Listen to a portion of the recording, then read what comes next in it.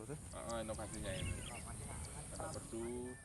Berdasarkan keterangan pihak Dinas Pertanian, Tanaman, Pangan, dan Hortikultura Sumsel, lahan persawahan di Sumatera Selatan tahun 2021 ini adalah sekitar 470.000 hektar atau menurun sekitar 150.000 hektar ketimbang tahun 2017 lalu, di mana saat itu lahan persawahan di Sumatera Selatan seluas 621.903 hektar.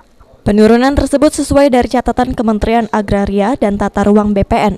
Untuk mengembalikan luas lahan sawah tersebut, pihak Dinas Pertanian, Tanaman Pangan, dan Hortikultura Sumsel sudah melakukan pemetaan, dan hasilnya di tahun 2020 ada tambahan lahan pertanian seluas 69.000 hektar, dan tahun 2021 ini kembali ada tambahan 53.000 hektar. Sehingga di tahun 2022 mendatang, lahan seluas 110.000 hektar tersebut akan diusulkan ke Kementerian ATR BPN untuk menjadi data luas baku lahan persawahan di Sumatera Selatan.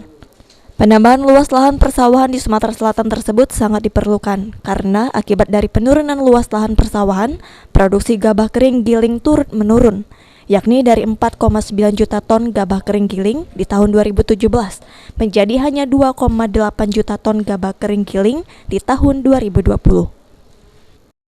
Yang tercatat dari Kementerian ATR BPN masih 470.000 hektar lebih.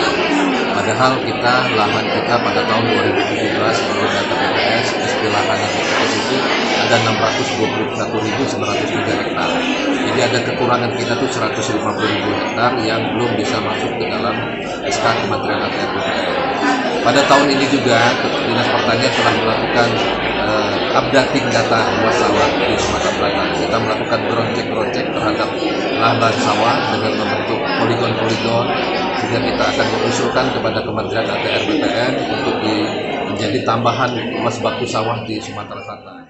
Tak hanya Sumatera Selatan, secara nasional data persawahan tercatat mengalami penurunan seluas 1 juta hektar di tahun 2020 lalu. Sandi Pratama, PAL TV.